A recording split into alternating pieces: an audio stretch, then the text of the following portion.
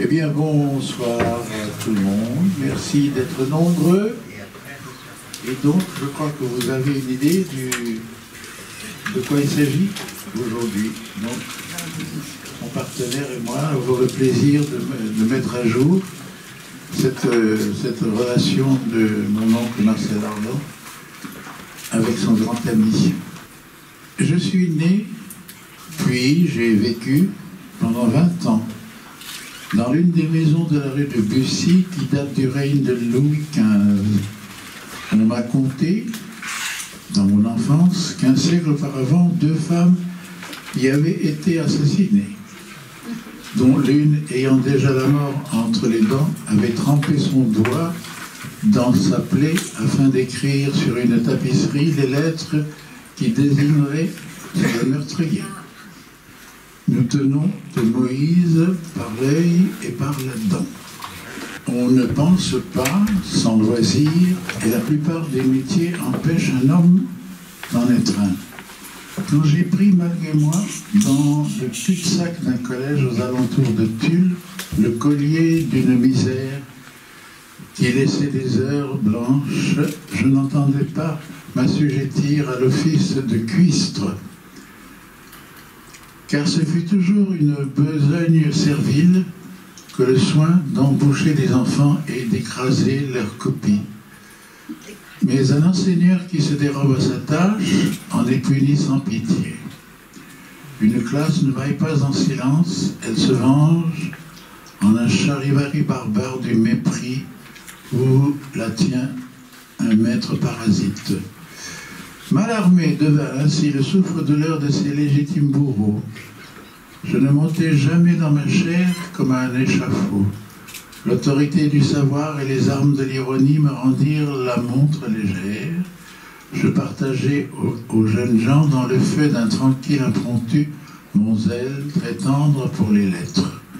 On m'a dit que j'avais ouvert plus d'esprit que je n'avais décroté d'ignorant.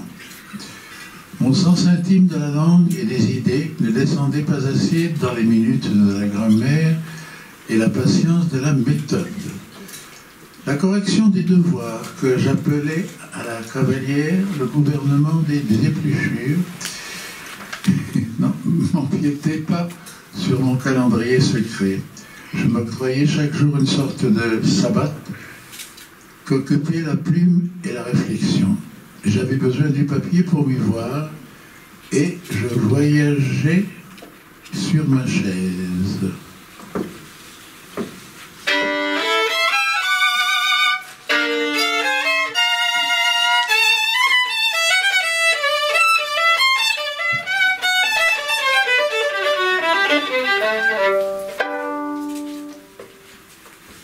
Mesdames et messieurs, je vous souhaite la bienvenue à la Bibliothèque Saint-Corneille pour cet après-midi d'hommage à Roger Judrin.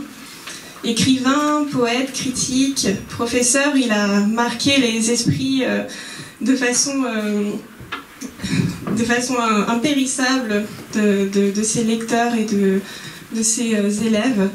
Et c'est à ce titre que l'Association des anciens élèves du Collège de Compiègne et du lycée Pierre Dailly et le Cercle des lecteurs de Roger Judrin ont travaillé, ont œuvré à organiser cette manifestation qui sera centrée sur l'image de Roger Judrin et sur la lecture des textes.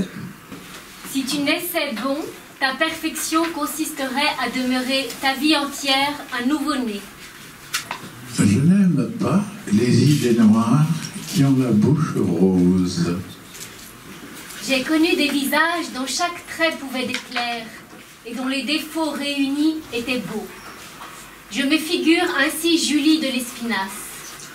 Nous disons d'une femme qui nous prend qu'elle se donne.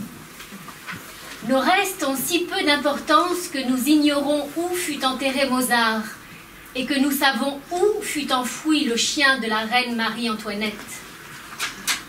La compagnie des animaux nous réchauffe sans nous séparer d'avec nous-mêmes. Les arbres et les bêtes seraient ce que nous sommes s'ils pensaient à ce qu'ils sont. La plus pauvre des réalités l'emporte sur la magnificence abstraite du possible. Il est trop facile d'être breton, corse ou basque pour qu'il ne soit pas difficile d'être parisien. Il y a deux façons de trahir ce qu'on aime, soit qu'on le dégrade ou qu'on l'embellisse. Nous sommes environnés de personnes et de choses que nous voudrions ne pas perdre et que nous négligeons d'aimer. La raison pour laquelle les hommes ne deviennent pas fous en devenant impies, c'est qu'ils n'étaient pas devenus sages en étant pieux. Supposer qu'un sourd entende la musique pour la première fois, c'est ainsi que l'amour nous parle. Le courage de l'ironie est plus beau qu'un autre. À Londres, une bombe allemande venait d'éventrer une boutique. Le marchand mit sur un écriteau « Le magasin est plus ouvert qu'il ne l'était ». Une fois n'est pas coutume, mais elle en est la mère. La poétique n'a jamais de poète parce que les règles sont très claires et que leur pratique est très obscure. Descartes et Poussin ne se sentirent étrangers qu'en France. Il y a dans tout esprit bien fait un esprit mal fait qui ne se rend jamais. La vie nous apprend à nous intéresser sur une toile ou dans un roman à des accidents de lumière, à des personnages de seconde main dont l'apparente inutilité est indispensable au chef-d'œuvre. Ma passion dominante est de penser dans l'encre. À mettre en parallèle Montaigne et Pascal, Corneille et Racine, Turenne et Condé, Voltaire et Rousseau, la rhétorique a ceci de bon qu'elle augmente la distance des termes qu'elle rapproche et rend incomparable leur comparaison. Tout métier touché à un art par le petit nombre des produits et par la lenteur souvent raffinée de l'exécution. L'utile ne se séparait pas d'avec le beau. Les machines nous ont rendus florissantes et dissipateurs, uniquement occupés de besognes expéditives et des prémices du profit. Quand la beauté d'un livre me surprend, mes mains ne le lâchent plus, mais mes yeux quelquefois s'en écartent, afin d'en suspendre et d'en prolonger l'enchantement. Je crains d'épuiser une joie que dans le même moment je sais inépuisable. Le tour que je donne à mes paroles façonne malgré toi les tiennes. Mes mains nues font tomber les armes de tes mains. Ce fut ainsi que la faiblesse héroïque de Gandhi mit en déroute la force des Anglais. Il y a une connaissance purement sonore des paroles incompréhensibles. L'intelligence qu'on a d'une langue en dissipe un peu la musique. J'ai rencontré peu de sots et beaucoup de bêtises. Ne croyez pas que ceux qui nous font des confidences en attendent de nous. Leur bouche n'a besoin que de nos oreilles. C'est la gloire des grands maîtres que de nous rendre présent le passé qui leur est propre. La vertu n'est qu'exemplaire, mais le vice est contagieux. Tel jouit d'être seul qui gémirait d'être esselé.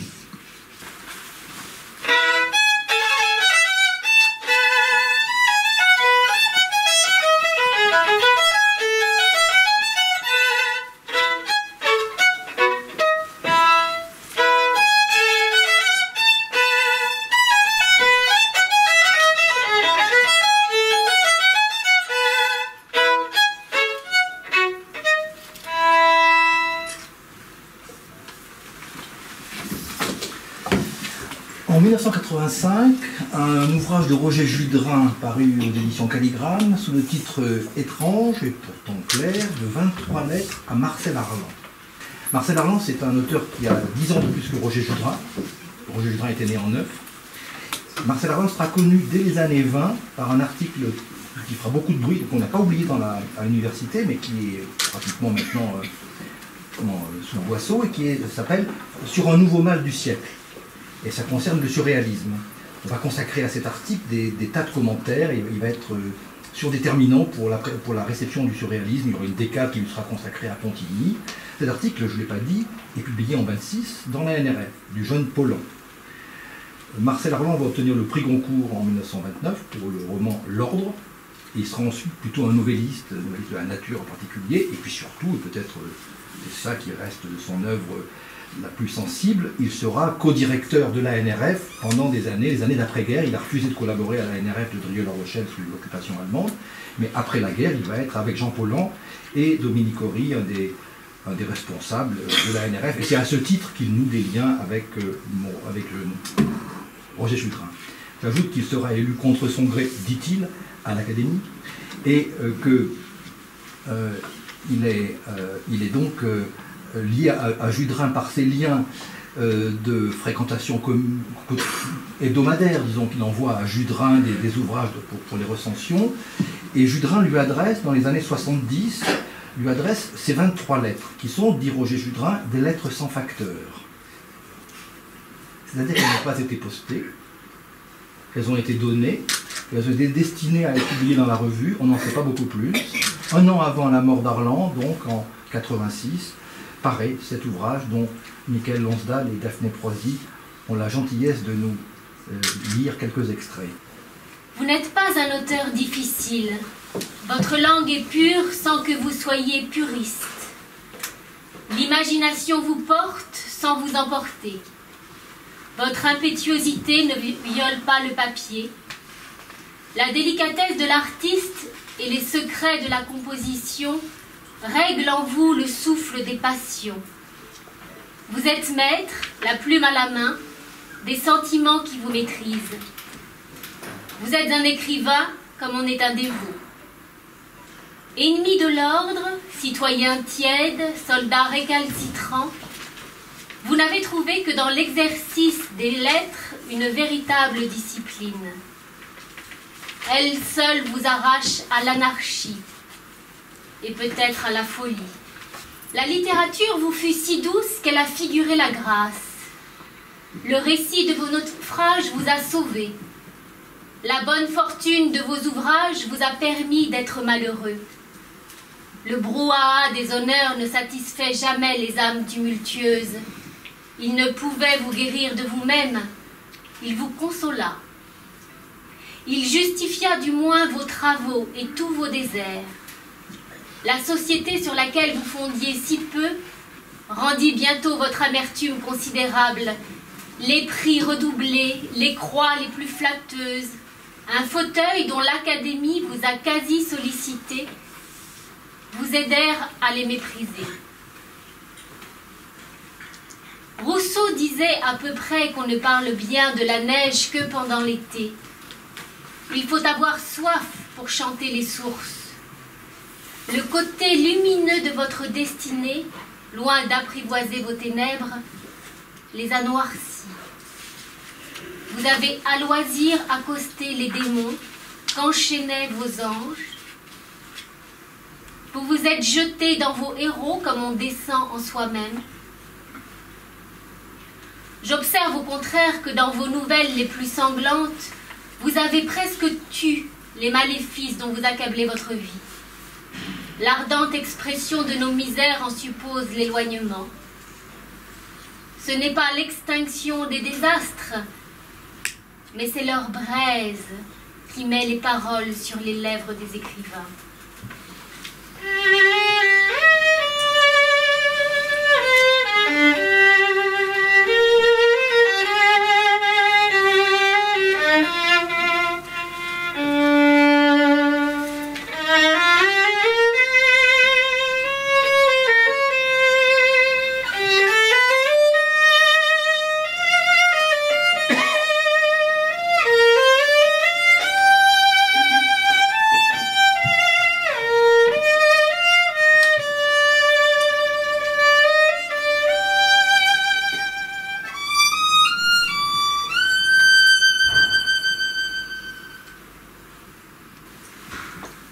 Voici donc réunis en volume, cher Roger Judrin, ces 23 lettres que vous aviez composées au cours d'heureuses vacances, puis remise à la NRF, dont j'assumais alors la charge et dont vous étiez l'un des fidèles collaborateurs.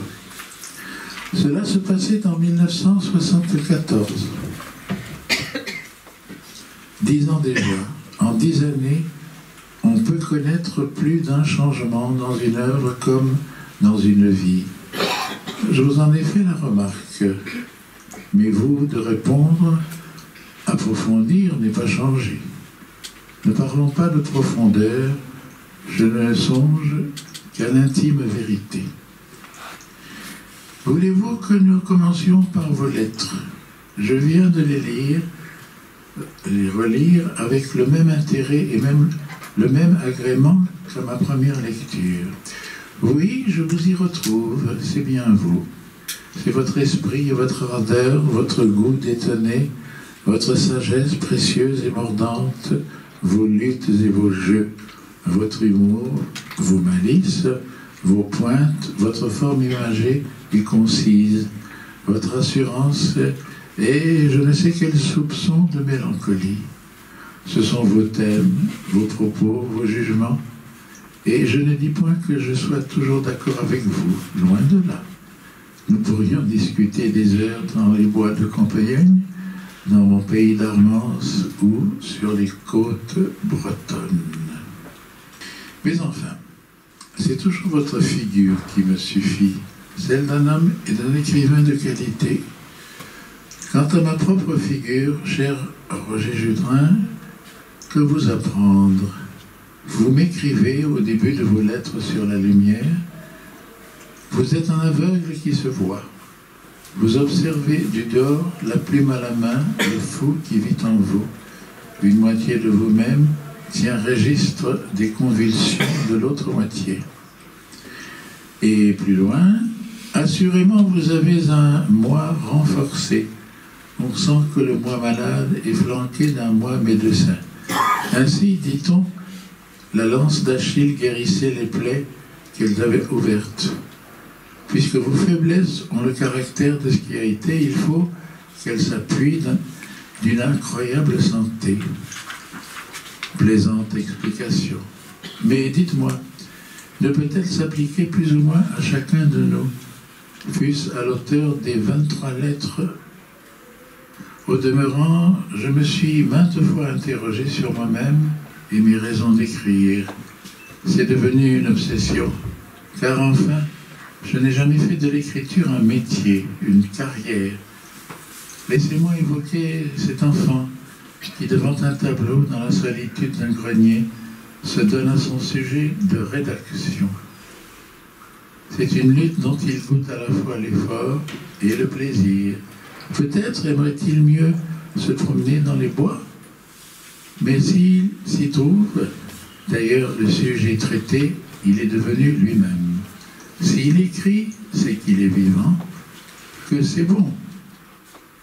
Meilleur encore, le journal intime auquel, collégien, il confie ses amours, ses vœux, ses songes au bord des remparts.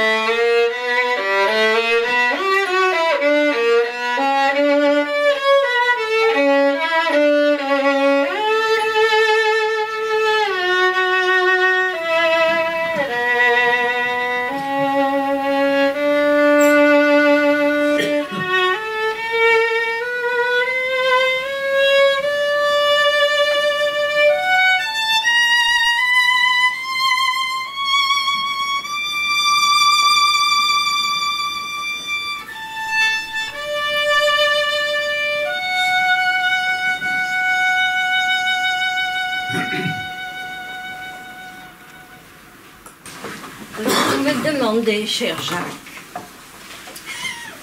tout Seigneur, tout honneur quand même, vous, dont le long message avait tant séduit mon père, vous me demandez de vous parler de lui. Alors, donc, je suis la plus mal placée pour vous répondre, pour le faire, au fond, c'est vrai. Un simple exemple. Il m'adressait toujours ces livres reliés, avec des envois dont la teneur tournait autour de ceci. Pour Claudie, que selon la chair et selon l'esprit, j'aurais souhaité d'avoir pour fille si par bonheur elle ne l'était. Alors comment voulez-vous qu'une telle complicité ne vienne pas entraver un regard qui se devrait lucide, donc détaché?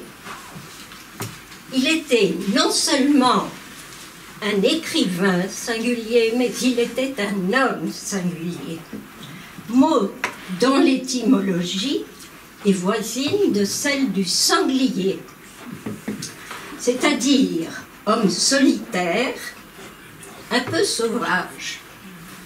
C'était d'ailleurs un titre auquel j'avais pensé pour cette publication, un Compiègnois singulier. Il y avait en lui un grand amour de la nature, car, né à Paris, il y recherchait toujours les jardins, surtout celui du Luxembourg, puisqu'il logeait à 2 pas. Et lorsqu'il revint de la guerre, en gare de Compiègne, il se trouve que les allées, que le parc, que la forêt furent pour lui un tel éblouissement qu'il s'y fixa jusqu'à sa mort en 2000. Il disait « La compagnie des arbres nourrit mon souffle et me repose. Si leur contemplation me ravissait en extase, ils m'ôteraient à moi sans me changer en eux. » Il le dit dans Printemps d'hiver. Mon père a toujours été un amoureux de la langue. Il disait « Je brûle d'amour pour la langue française ». Il dit ça dans Goûts et couleurs. Et il a jugé qu'à Compiègne, il se trouverait la paix nécessaire à son écriture. Or, plus un homme est singulier, plus il est riche, bien sûr. Et il montra tout de suite une attirance pour le théâtre et un rôle d'acteur. C'était une grande époque pour le théâtre français. De Claudel à Giraudoux, d'Annouilh à Monterland et à Valéry. Et nous publions aujourd'hui une pièce inédite, Corsaire et demi, que mon père a réservée à ses élèves le temps d'une soirée. Car il n'a jamais cherché pour elle un autre public. Et ce fut pour moi, au fond, une des premières trahisons pour l'écrivain qui ne s'appartient plus. Et presque une souffrance pour moi, inévitable. Il a fallu le regard tout à fait séduit et avisé de ma meilleure amie, Françoise Théou-Patnotte, ici présente, pour me faire accepter la rupture d'un contrat qui a pour nom la fidélité. Alors, vous n'ignorez point que l'enseignement et le théâtre ne font qu'un. Et mon père est le parfait exemple, au fond, de cette dualité. C'est un sauvage qui avait besoin d'un public. Et la salle de cours était pour lui une pièce de théâtre qu'il parcourait comme ça, de long en large, comme une scène au fond et sans notes. Il disait, c'est par le détour du théâtre que l'homme assis s'est vu debout. Il dit ça dans Printemps d'hiver. Et ce qui a compté, au fond, pour moi, c'est de vous entendre, vous tous, ces élèves, vous souvenir de mon père, car vous avez été témoins d'événements, au fond, inconnus de moi. Et vous, bien sûr, vous avez le désir de m'entendre parler de lui plus intimement. Or, vous avez compris que je ne veux pas le trahir, car je sais qu'il considérait que seule son œuvre comptait. C'est l'éternel conflit entre l'homme et l'œuvre. L'homme que l'on préfère à l'auteur n'était pas un grand écrivain, dit-il dans Printemps d'hiver.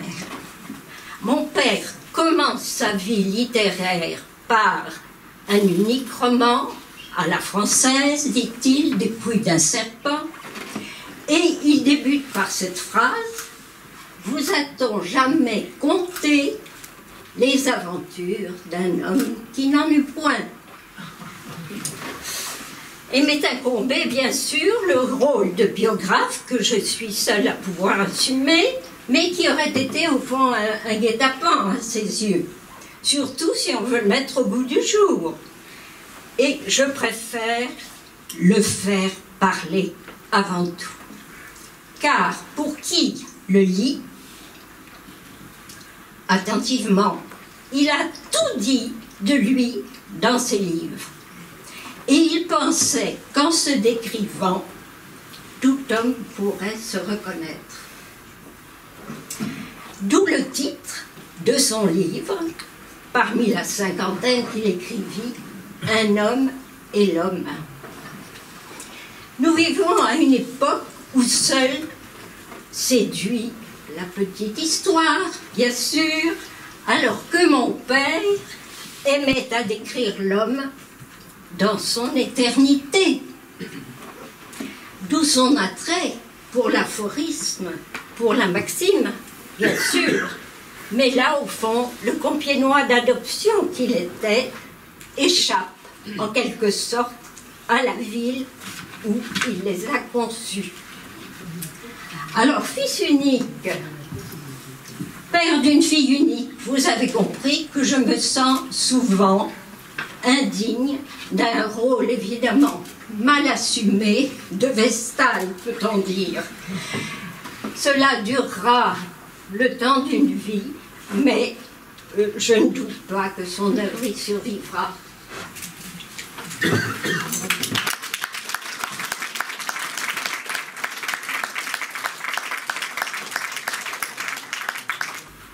En 78 avant Jésus-Christ, César, son médecin Oppius et ses 3 esclaves se retrouvent prisonniers de Mithras, capitaine des corsaires. En attendant le retour des 3 envoyés de César, chargés de récupérer l'or pour payer sa rançon, César et Mithras s'affrontent, scène après scène, en poésie, en lancer de disques, en joute oratoire. Les 2 derniers tableaux se déroulent à Pergame. Le gouverneur de l'Asie, Junius, qui connut avant de quitter Rome ce gogulereau bien frisé nommé César, s'étonne d'apprendre que ce dernier, aussitôt libéré, soit retourné armé de vaisseaux, capturer le chef des corsaires et sa bande. Cela n'empêche pas Junius de réclamer le butin dont César s'est emparé et qui revient de droit à l'État. Après la scène de l'imprudente dilapidation de ce trésor, orchestré par l'esclave de César sur la place publique, le questeur Priscus vient demander des comptes à César, qui conclut froidement la tragédie. Mais laissons Roger Judrin présenter lui-même son œuvre. Mithras, je n'avais n'avais pas rencontré d'homme avant toi qui fut heureux de son malheur. César, je ne suis pas tout à fait comme d'autres, tu te plairas à mes manières. Mithras, quitte ce langage et ce ton, il conviendrait seulement à un vainqueur. César, je prends le bateau, mon bateau est pris. En quoi suis-je diminué par ce hasard? Qu'y a-t-il de changé en moi? Mithras, tu as perdu ta liberté. César, c'est une affaire d'argent? Adresse-toi à mon banquier. Mithras, je ne te lâcherai pas que tu m'aies payé 20 talents. César, sais-tu mon nom? Mithras, il m'importe peu, je ne marchanderai pas. César, tu te souviendras pourtant, si je t'en laisse le loisir, que César t'a offert pour sa rançon 50 talents. Mithras, cet argument-là me touche davantage. Je commence à t'estimer. César, je continue à te mépriser. Mithras, insulte-nous. Insulte-nous pourvu que tu t'acquittes envers nous. César, j'avoue ces deux sortes de dettes. Vous recevrez mon or et mes argents. César, tu chantes l'amour en ambitieux. Tu t'es voluptueusement heurté à des femmes. Tu ne t'es jamais perdu en elles. Tu refuses l'autre parce qu'il te fatigue, parce qu'il t'endort, parce qu'il te prive de toi. Tu songes à la force qu'on te vole et aux pièges d'or qui te sont tendus. Au lieu de considérer ce qui s'ajoute à toi, tu médites sur ce que tu ajoutes à ta souple et trop gourmande antagoniste. Le lit, crois-moi, n'est pas ton vrai champ de bataille. Point de tendresse en toi, mais une dureté brillante et ingénue. César, je n'aime pas les gens pénétrants. Ils sont difficiles à gouverner. Mais tu es médecin, et c'est ton affaire de fouiller les entrailles de tes victimes. Connais-toi, disait l'oracle à Socrate. Je dirais plutôt exerce-toi. Je travaille à reculer les limites de ma mémoire, à dicter plusieurs Mais lettres à la fais-tu fois. beaucoup plus grand cas de l'âme de ta maîtresse que de l'âme du cheval? Quand un cavalier se hasarde à penser, il saute mal les fossés, et il tombe aussitôt de sa monture. La réflexion est une punition. Il faut décider, quand on entre dans l'arène, si l'on sera spectateur ou cocher. Les vaines rêveries me dégoûtent, les mangeurs de chimères ne sont pas mon fait. Et tu occupes ton génie à des audes? Oui, pour m'essayer. Qui donc a poussé Périclès au pouvoir et l'y a maintenu, sinon les marchands d'oignons, des vendeurs d'olives, des crieurs de sardines, mêlés aux habits, les Indes et étudiants se jettent à la tête autour de la Sorbonne des pavés et des larmes. On se crache au nez, on s'ajuste, on se houspille, on s'échine, on barre les rues, on se retranche, on bat la charge sous les bannières chinoises et des drapeaux rouges. Cette foudre a, selon mon journal, des racines philosophes. Ce grabuge est métaphysique. La mer goutte près d'être engloutie dans le tonneau se rebelle. L'université qui forgeait des hommes fabrique à présent des patrons. On livre aux balles du commerce et aux minotaures de l'industrie leur fournée de cervelle. La cité se donne des maîtres qu'elle a servi. Je conçois que sur le point d'être digérée par l'or, la jeunesse soit récalcitrante à la monstrueuse mécanique de l'ordre nouveau. C'est l'âme qui dans les rues joue sa vie. Il suffit de mettre un doigt dans la gueule du mandarin pour être happé par le système. Je plains les esprits que notre ruche enrégimente et qu'elle pousse d'épreuves en examen, de concours en guichet, jusqu'aux places sublimes et fastueuses où s'assoupit l'intelligence. Cependant, nos boutefeux vont se rompre le cou. Une guerre ouverte est une guerre perdue. Les Lyonnais qui brisèrent les broches n'ont pas coupé la trame du temps. Mon petit exemple prouve qu'il n'y a point de désert d'où ne puisse jaillir une ombre verte. Pour pourvu que la médiocrité de l'emploi permette au quant à moi de danser dans ces chaînes.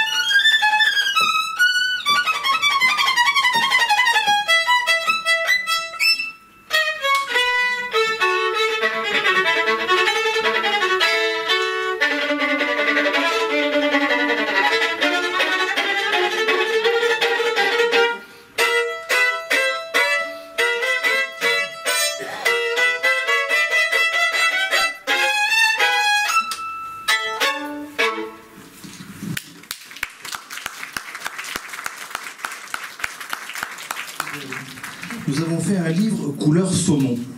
Comme je dois adresser des remerciements, pour n'oublier personne, je vais faire comme le saumon et remonter de l'océan ou de la mer à la source. Je remercie donc très chaleureusement, donc dans l'ordre inverse de l'ordre chronologique, Isabelle Rémy, qui a donné non seulement une interprétation, mais qui a proposé, qui a choisi et illustré les textes qu'elle avait reçus de Roger Judrin. Voilà. Je remercie chaleureusement Michael Lonsdal, dont je ne sais pas si je dois le saluer plutôt comme acteur ou plutôt comme neveu de Marcel Arlan. En fait, les deux. Il y a une espèce d'agréable pour nous confusion entre les deux. Et je l'applaudis.